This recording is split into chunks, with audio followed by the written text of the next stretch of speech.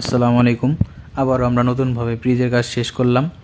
ফ্রিজটা আগেরটা ফেটে গিয়েছিল, তাই নতুনভাবে আবারও কাজ করলাম। তো ইনশাআল্লাহ 2 তারিখ থেকে আল্লাহ যদি সুস্থ রাখে 2 তারিখে ঢাকা থেকে খেলতে আসবে এনামের সঙ্গের মাঠে। তো আগের ফ্রিজের থেকে এখন আলহামদুলিল্লাহ বেটার কন্ডিশনে আছে।